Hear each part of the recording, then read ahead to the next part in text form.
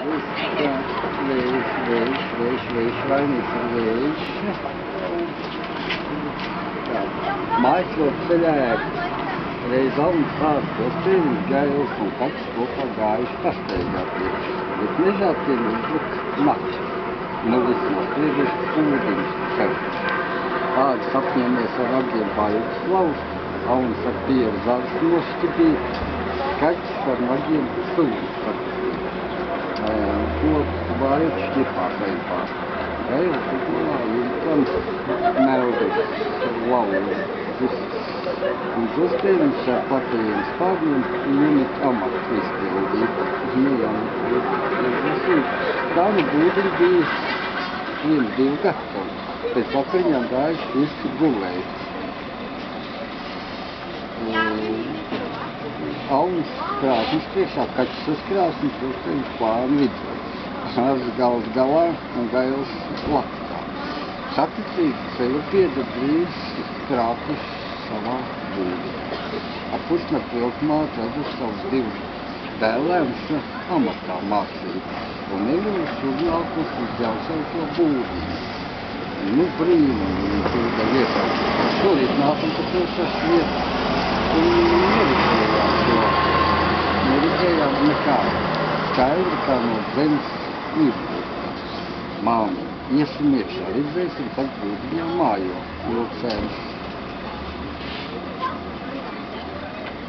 Vilcēni lauži. Šies, lauži šies. Pēc rūdiņā vilcēni lauži šies. Nu, it kā varētu domāt, māmu gribējuši pielāt. Ne, bērniņi.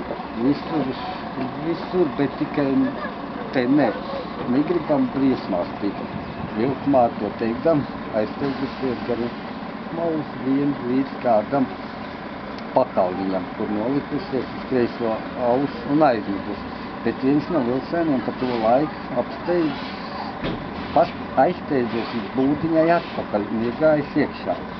Ādas laipnis līdz būdams tūdaļ apkamps ienācēja tik mīļi saviem ragiem, ka visi nobrīkšķējuši.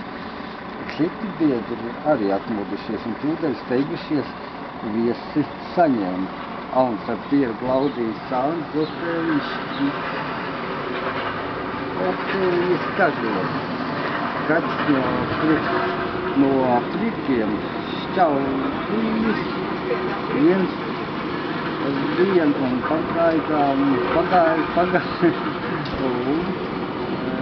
pagājis nagiem ģīri.